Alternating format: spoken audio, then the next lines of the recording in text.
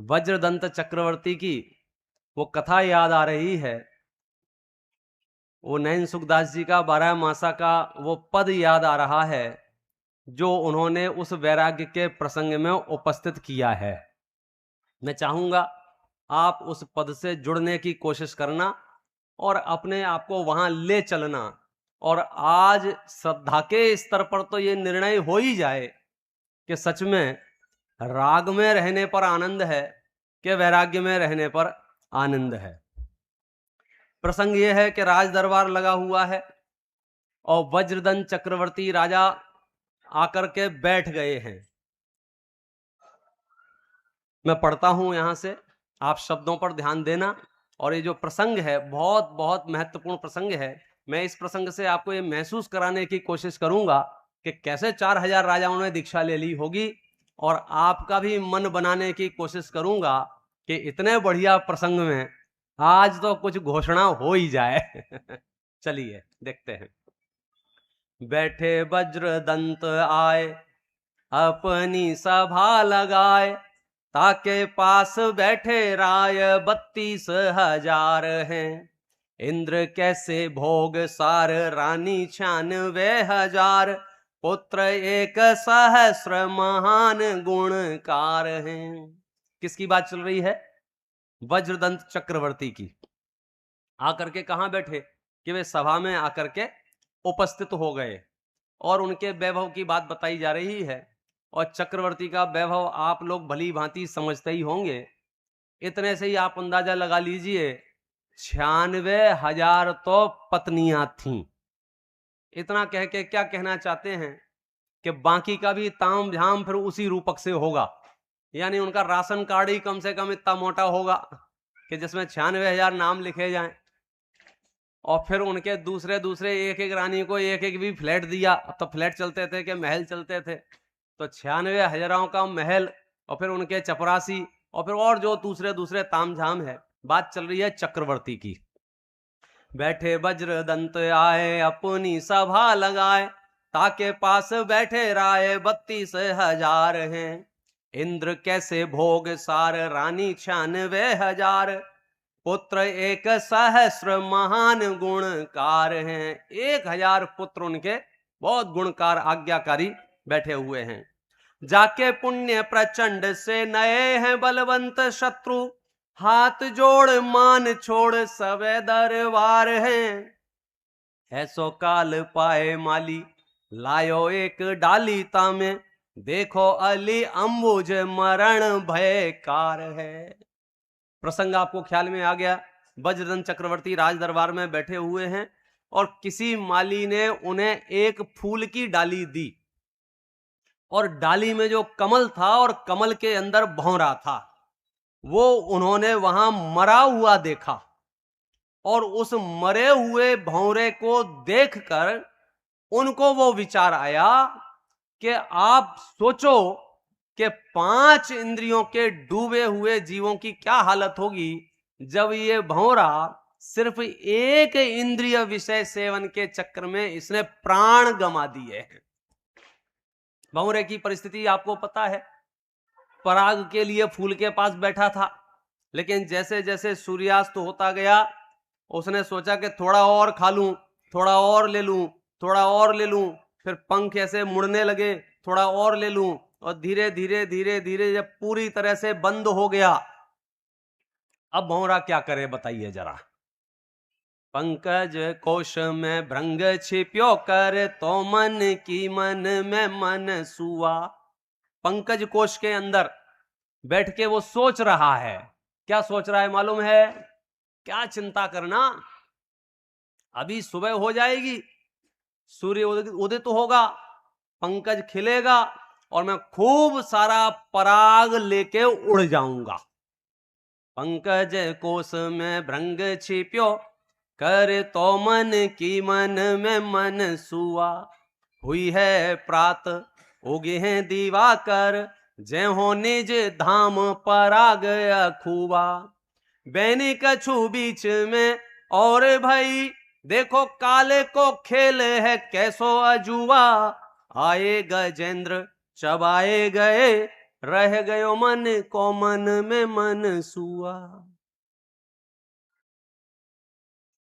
इस प्रसंग से हम सिर्फ इतना कहना चाहते हैं, जो ओवर थिंकर हो रहे हैं, जरूरत से ज्यादा प्लानिंग कर रहे हैं, कल ऐसा कर लूंगा, कल ऐसा कर लूंगा, परसों ऐसा कर लूंगा, फिर ऐसा कर लूंगा, फिर वो शेख चिल्ली वाली पूरी कहानी।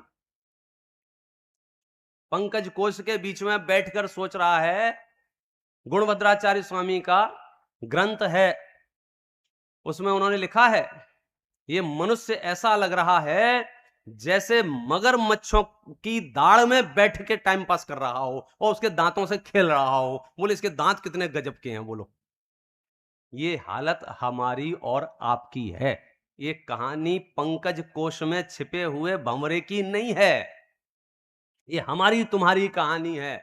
हम अपना सोच नहीं पा रहे हैं। क्यों नहीं सोच पा रहे हैं? क्योंकि हम बिजी हो गए हैं। बोले साहब कहां बिजी हो गए हो? अमित गति आचार्य ने धर्म परीक्षा नाम का ग्रंथ लिखा है, उसमें दो मित्र हैं, मनोवेग और पवन वेग। एक मिथ्या दृष्टि है, एक सम्यक दृष्टि है। जो मिथ्या दृष्टि है उसको सम्यक दृष्टि बनाने के लिए बहुत प्रयत्न करते हैं। तो वो साथ में जाते हैं एक मुनराज के पास और मुनराज से प्रश्न करते हैं, प्रभु हमें आप ये बताइए संसार में सुख कितना है और दुख कितना है? तो मुनराज ने कहा कि देखो वैसे तो सुख है ही नहीं, संसार में सुख है ही नहीं, फिर भी तुम जिसे सुख मानते हो इंद्रिय सुख को, अगर उसको कवर कर ले में, उसको शामिल कर ले में, तो राई बराबर तो सुख है और पहाड़ बराबर दुख है। क्या बोला? राई समझते हो? सरसों समझते हो? सरसों की छोटी बहन, हाँ राई। तो सुख कितना है? राई बराबर। दुख कितना है? पहाड़ बराबर। तो मौके कुछ लोग बैठे हुए थे वहां सभा में, बोले हमारी समझ में नहीं आया। तो फिर उन्होंने उदाहरण देके समझाया और उदाहरण दिया कि एक नाव पर एक व्यक्ति जा रहा था, बड़ी बड़ी ऊंची ऊंची लहरें उठी और नाव पलट गई और उसके मुंह से निकला हे भगवान। तो मानो भगवान ने उसकी सुन ली और एक लकड़ी का पाटा उसे मिल गया और लकड़ी के पाटे के सहारे वो किनारे तक पहुंच गया, बेहोश हो गया। अगले दिन जब सूर्य का उदय हुआ, मूर्छा उसकी हटी, तो उसने ऐसे देखा ऐसे देखा, अब उसका दिमाग काम नहीं कर रहा, ये मैं कहां आ गया हूं। अपनी ओर देखा, ऐसे ऐसे विचार करना शुरू ही किया था कि क्या है ये, पहाड़ दिख रहे हैं, पेड़ दिख रहे हैं, पानी दिख रहा है, नहीं याद आ रहा है उसको। इतने में उसे दिखा कि दूर से एक हाथी दौड़ता हुआ उसकी तरफ आ रहा है। तो उसने सोचा कि मैं ये सोचना तो बाद में भी कर लूंगा, ये क्या है, ये क्या है, मैं क्या हूं, पहले अपनी जान बचाऊं। जान है तो जहान है, बचेंगे तो विचार करेंगे। तो वो वहां से भागा और जैसे ही वहां से भागा तो हाथी की स्पीड और बढ़ गई और ये भाग रहा है, हाथी पीछे भाग रहा है। तो भागते भागते इसने क्या किया कि फटाक से उसे पेड़ दिखा और पेड़ पे चढ़ के एक डाली से लटक गया। पीछे हाथी आ रहा था, थोड़ा सा रिलैक्स हुआ, चलो अब मैं बच जाऊंगा। लेकिन जब उसने अपनी मुंडी नीचे की तो दिखा रहे क्या है, नीचे तो बहुत बड़ा अंधा कुआं है, उसमें चार चार सांप हैं और एक अजगर है। उसने अपनी मुंडी ऊपर की तो उसने देखा कि जिस डाली को पकड़ के वो लटका है उसको काले और सफेद चूहे काट रहे हैं। इतने में वो हाथी पास में आ गया और पूरे पेड़ को उखाड़ देने की इच्छा से सूंड में लपेट के हिलाने लगा। तो उसमें मधुमक्खी का एक छत्ता लगा हुआ था, तो मधुमक्खियां भिनभिनाने लगी उड़ के और उस आदमी से चिपक गईं। इस दृश्य की परिकल्पना आप कर सकते हो? हालांकि जिसकी फटी ना बिमाई वे क्या जाने पीर पराई। तो कहानियों में हम कितने ही रूपक खड़े कर ले में, आपको फील तब आएगा जब आप ज्ञानात्मक उससे जुड़ेंगे। आप महसूस कीजिए उस पेड़ पर लटके हुए व्यक्ति की मनोदशा। हाथी पीछे पड़ा हुआ है, नीचे कुआं है, चार गति रूप चार सांप हैं, ऊपर देखता है तो सफेद और काले चूहे दिन रात रूपी काट रहे हैं, इधर देखता है तो उसे मधुमक्खियां खाए जा रही हैं। बोलो वो सुखमय अवस्था है कि दुखमय अवस्था है? और आपको आइडिया है कि उस पेड़ पे जो लटका है वो कौन है? पता है क्या मोह वालों को? है? आप हैं? क्या बात कर रहे हो? हाँ। क्या देखो ये हम है साहब, हम हैं। तुम होते तो तुम्हारी हंसी नहीं निकलती। तुम्हारी हंसी निकल रही है तो तुम नहीं हो, मतलब तुम्हें लग नहीं रहा है कि तुम हो। कहानी में तो लग रहा है, क्योंकि यदि आपको यह महसूस हो जिसके पीछे हाथी पड़ा हो, मधुमक्खियां काट रही हो, नीचे कुआं हो, चूहे काट रहे हैं, मतलब बिल्कुल मौत की कगार पर खड़ा हुआ वो व्यक्ति है, उसकी मनोदशा का विचार करो। और योगान योग से किसी ने आकर कहा, अरे बौरे जी, अरे जैन साहब तुम यहां क्या कर रहे हो, चलो चलो हमारे संग है, चलो चलो चलो चलो चलो। तो उसने जैसे ही हाँ बोला, इतने में एक मधु बिंदु उसके ऊपर मुंह में गिर गई, और उसका जो स्वाद आया, उसके मुंह से क्या निकला? एक बूंद और। क्या बोला वो? एक बूंद और, एक बूंद और। ठीक है, एक बूंद और सही। फिर बोला कि अब चलें, कि एक बूंद और, कि अब चलें, कि एक बूंद और, कि अब चलें। समझ में आ रहा है दुख कितना है? पहाड़ बराबर। सुख कितना है? राई बराबर। और गजब बात क्या है कि वो राई बराबर सुख भी छोड़ा नहीं जा रहा है परम सुख के लिए। बड़े बड़े धर्मो सभाओं में हम आते हैं, धर्मोपदेश सुनते हैं, साहब स्वाध्याय करना चाहिए, कि हाँ साहब करना चाहिए, कल से करूंगा, मैंने एक बूंद और। फिर कल आ गया कि आज शुरू कर दें, बोले कल से करूंगा, एक बूंद और। तो आज थोड़ा ये प्रसंग हमारे सामने उपस्थित हुआ है कि पहाड़ बराबर दुख से यदि बचना चाहते हो तो ये राई बराबर सुखाभास का आकर्षण छोड़ना होगा। नहीं तो क्या होगा? बैनी कछु बीच में और भाई, देखो काल को खेल है कैसो अजूबा, आए गजेंद्र चबाए गए, रह गयो मन को मन में मन सुआ। रोज हमारे सामने लहरा रहा है ये समुद्र वैराग्य का।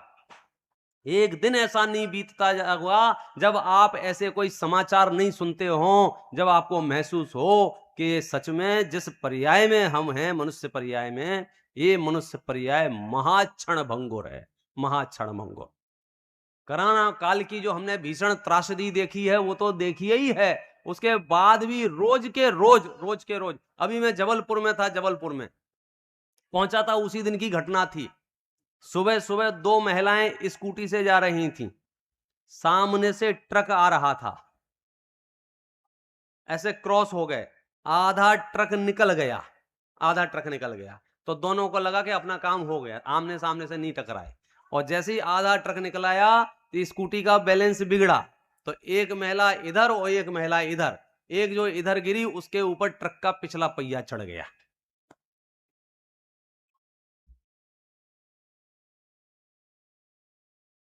क्या करें? हमें क्या लगता है ये सब तो औरों के साथ हो सकता है, हम तो कोई बंकर में बैठे हों। हम जहां बैठे हैं वहां जमीन नहीं फट सकती क्या? बिजली नहीं कड़क सकती क्या? नहीं हो सकता है, लेकिन हम सोचने को तैयार नहीं है। हमें विचार करना होगा। ये एक घटना सुनाइए, ऐसी हजारों घटनाएं, हजारों, लाखों, पूरा अखबार इससे भरा हुआ है, अखबार भरा हुआ है।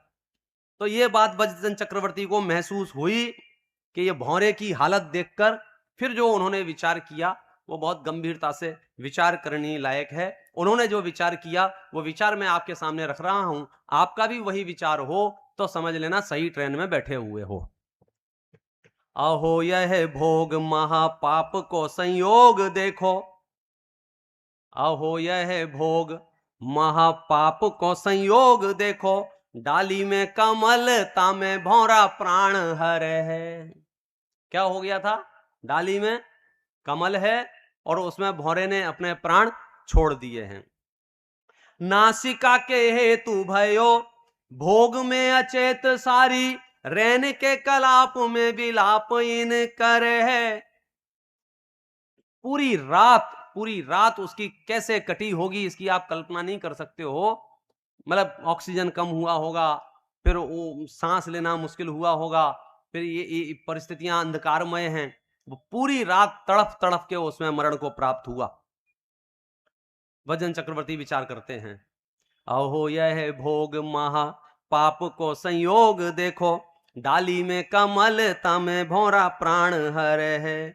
नासिका के हेतु भयो भोग में अचेत सारी, रैन के कलाप में विलाप इन करे है। हम तो पांचों ही के भोगी भय जोगी नाही, विषय कषायन के जाल माही परे हैं।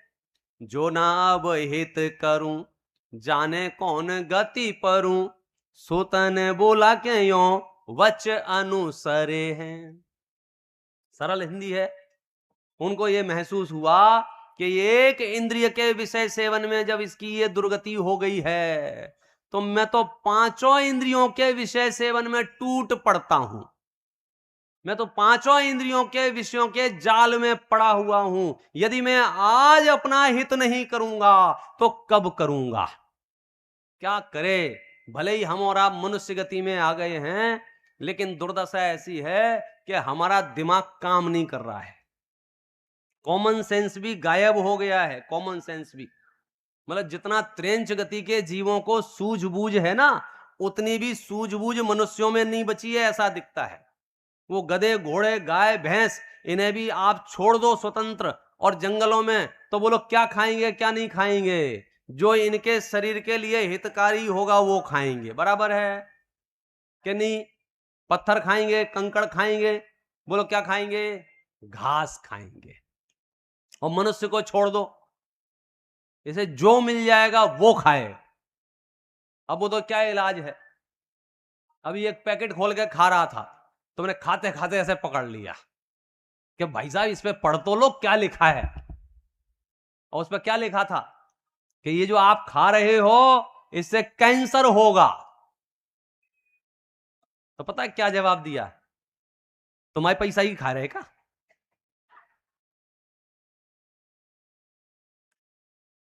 क्या बोला?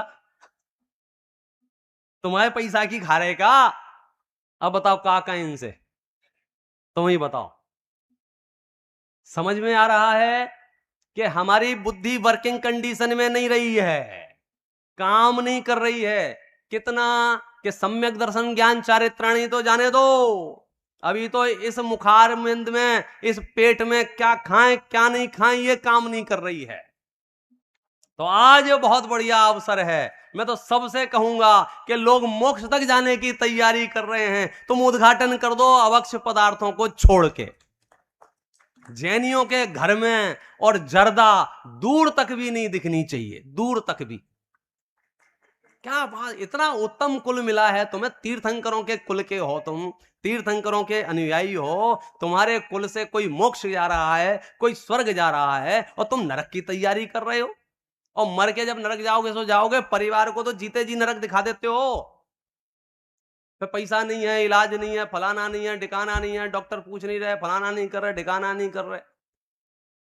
यार अभी तो मामला दूसरा है।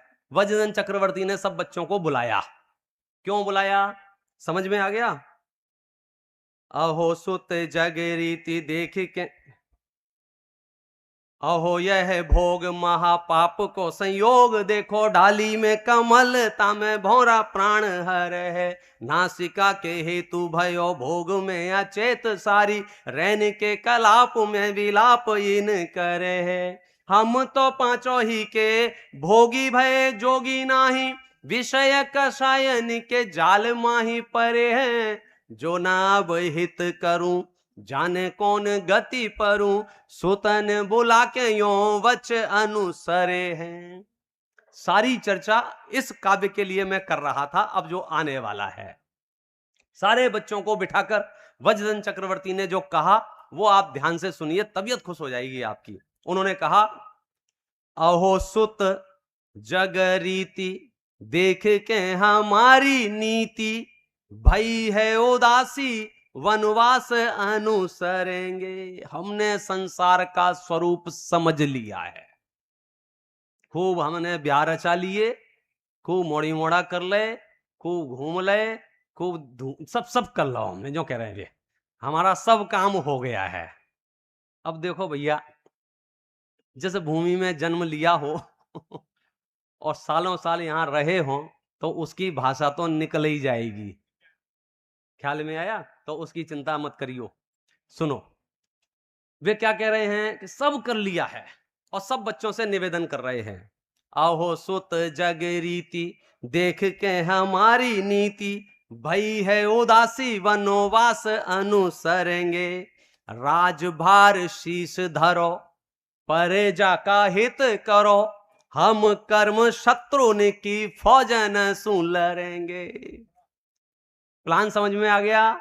बड़ा सरल प्लान है। सारे बच्चों को बिठाया, बेटा अब हमने संसार का स्वरूप समझ लिया है, सब समझ में आ गया है, और सबसे महत्वपूर्ण बातें समझ में आ गई है। यदि आज मैंने मोक्ष मार्ग की ओर कदम नहीं बढ़ाया और आयु पूरी हो गई तो क्या होगा? मुद्दा यह है। जो लोग रहते हैं ना, कल कर लेंगे, परसों कर लेंगे, कोई दिक्कत नहीं, तुम 1000 साल बाद कर लेना, लेकिन उससे पहले टिकट कट गया तो क्या प्लानिंग है? जो ना अब हित करूं जाने कौन गति परूं। यदि अभी मैंने हित नहीं किया तो अब कहां जाके 4 गति के चक्कर काटूंगा। इसलिए आप तो तुरंत एक काम करो। क्या काम करो? राजभार शीश धरो प्रजा का हित करो, हम कर्म शत्रुन की फौजन सु लड़ेंगे। तुम राज्यपाट संभालो और हम क्या करेंगे कि हम कर्म शत्रुओं की फौज से लड़ेंगे। सुनिए सब बच्चों ने क्या जवाब दिया। सुनत बचन तब कहत कुमार सब एक साथ हो गए, ज्वाइंट स्टेटमेंट एक साथ। सुनत वचन तब कहत कुमार सब, हम तो गाल कुना अंगीकार करेंगे। क्या कह रहे हो पिताजी? धोखे में मत रहना। सारे पुत्रों ने मिलकर के जवाब दिया। क्या जवाब दिया?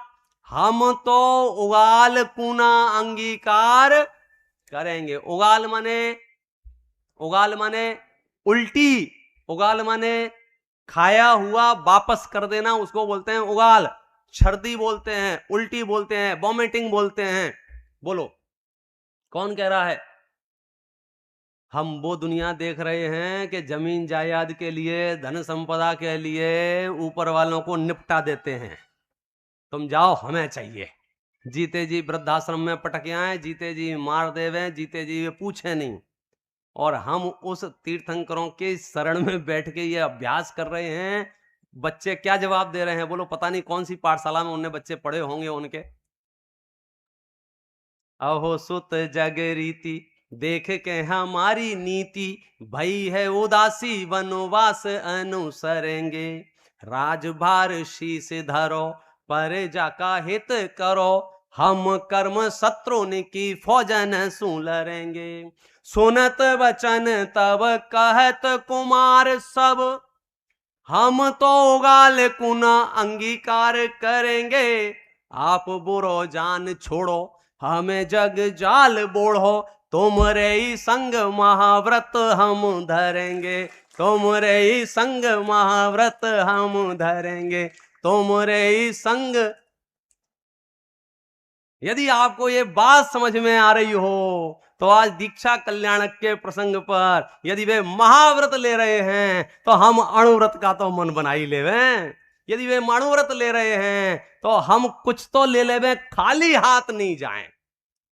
एक पुराण का एक प्रसंग याद आ रहा है कि जब विभीषण और रावण दोनों समो शरण में थे तो विभीषण ने रावण से कहा, इतने बड़े रत्न द्वीप पर आकर क्या आप एक भी रत्न नहीं उठाएंगे? तो रावण है करने लगा है, देखते हैं समझ तो गए ही भाई, कोई ना कोई तो नियम लो।